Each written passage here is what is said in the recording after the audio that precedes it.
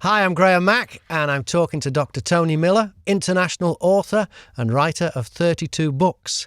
His list of prestigious publishers includes the Financial Times, Apple, Barnes & Noble, Amazon, and Business Expert Press of New York. Dr. Tony Miller, welcome. Thank you.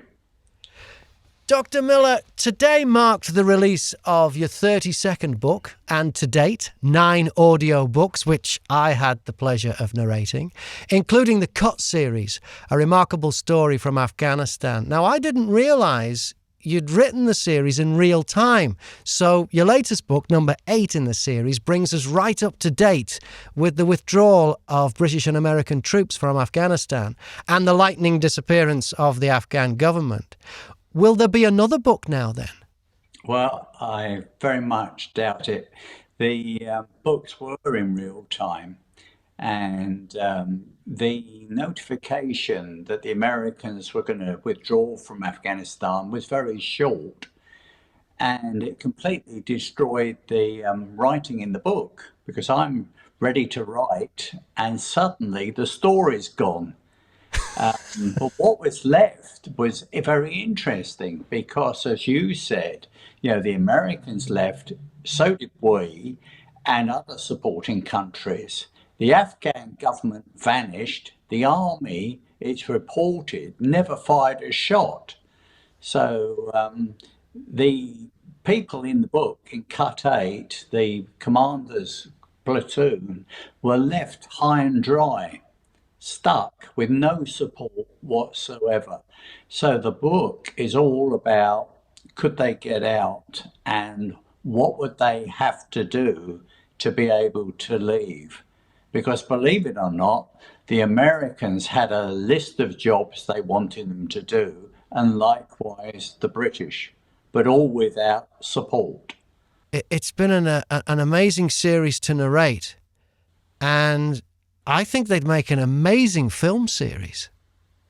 Yeah, absolutely so. I mean, but that's my big dream for them, because they wouldn't be that expensive to record, and the storyline is incredibly current at the present time, and it's all about the struggle about good and bad, and the horrendous background to the Afghan girls that form this platoon. And it's a great blend of factual because, the timing of it with Afghanistan and the platoon are this platoon of soldiers made up of these Afghan women led by this, he's almost a superhero commander, but also there's a touch of science fiction in there, even though we're verging on science fact with the robotics in there and the robots being a big part of the story.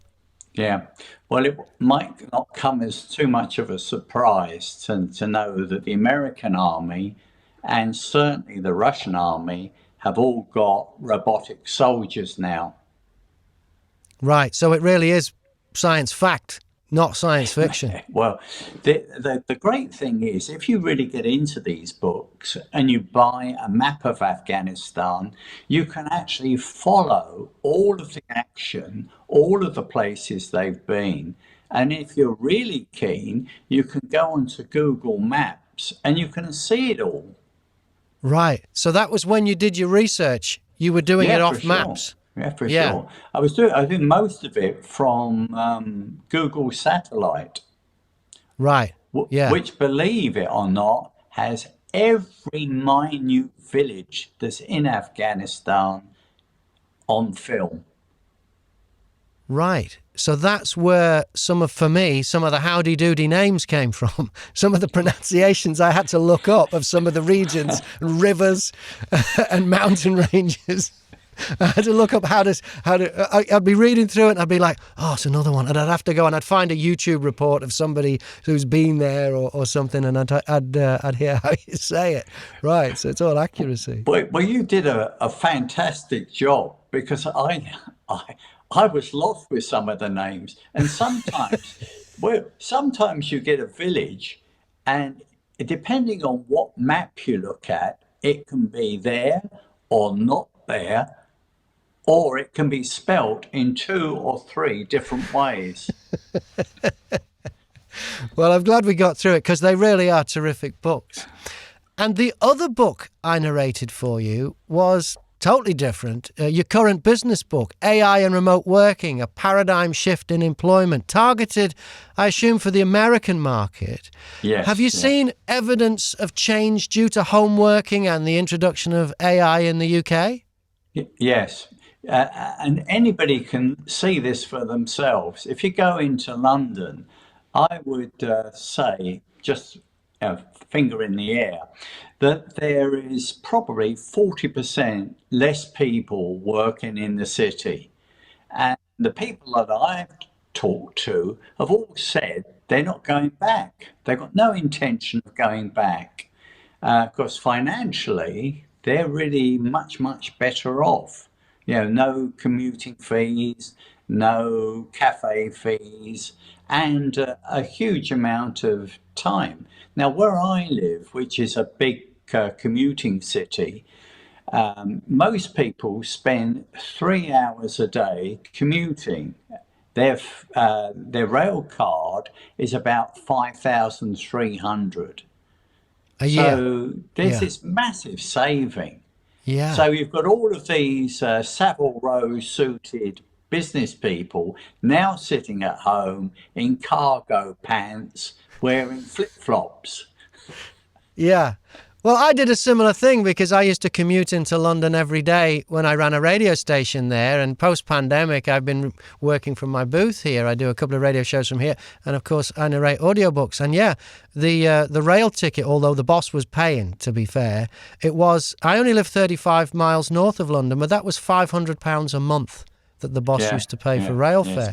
So that's a lot of money for a business, and even more for an employee if I'd been paying it. It is a lot of money. And we've seen bank branches closing, haven't we?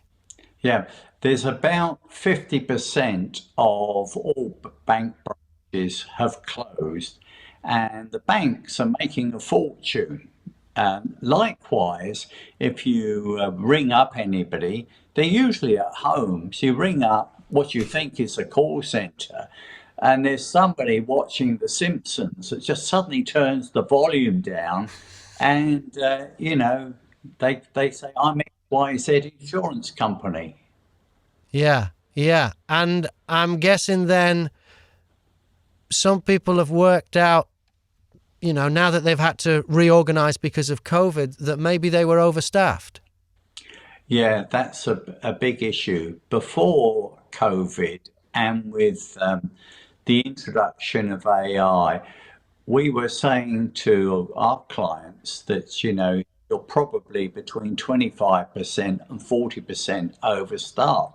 And many of them laughed. They said, "Oh, we've spoken to the managers and they say it can't be done."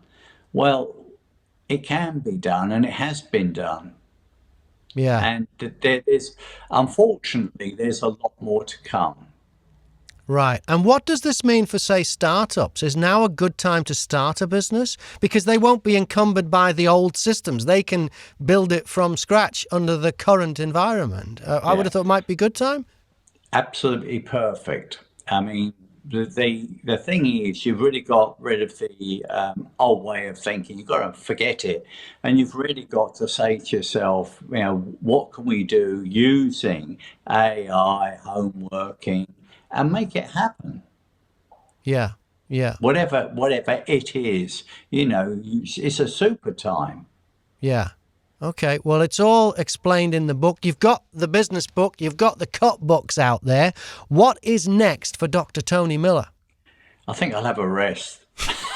I think you've earned it. Yeah. I'm meeting the guy that did the proofreading for the cut books and another book of fiction, which was before cut. And he has proofread 1,800,000 words. Goodness me. Wow. Wow. I forget how much I've written. I got a message from Grammarly, and that was to do with the cut books and the business books. advising me that I've written 2.3 million words. Yeah, well, the cut books, some of those, I work on how much time, how many finished hours they become. And I think they averaged it was somewhere close to 10 hours a book, I would say, if I had to guess. And if there's 8 books, that would be, 80 hours Yeah, of audio. I yeah, don't know what that is in words, yeah. but And yeah. 120 different voices. Yeah, there were 120 different characters. Yeah, that kept me on my toes. Yeah, Yeah. but they were Well, just great to do. I would never do that again because I just wasn't aware of the strain that it put on you. No, it was a pleasure. It was so much fun. And every time I got back to doing another one, once I'd got, I think it was after about the third one, it was almost like a reunion of these characters. And I couldn't wait to see what jeopardy you'd put the platoon in and how they Yeah, were going to get out of it. And some of them yeah, didn't, without giving too much away. Some of them didn't make it to the end of the series. So it was very, yeah. very real. Just, just great. It's very interesting about who your favourite character is. Mine is the 14-year-old girl, Tell her. Teller. I Yeah. think she's absolutely amazing. Yeah. Scary, though. Oh, Scary. absolutely. Yeah, she's got brutality with a 14-year-old's innocence, if that makes any sense at all. It's the terrible combination. Yeah. Yeah, but they're all good. Dr. Tony Miller, always great talking to you. Where can we find out more about you? Obviously, it's the website which we've got down That's there. right. Yeah, you can always contact me through the website. What we're doing with the business books, we're going to be running a number of supporting seminars that will back up the business book. So organizations that are looking at home working, downsizing, right sizing, or using AI, we'll be there to give support. Dr. Tony Miller, thank you so much. Thank you, Graham.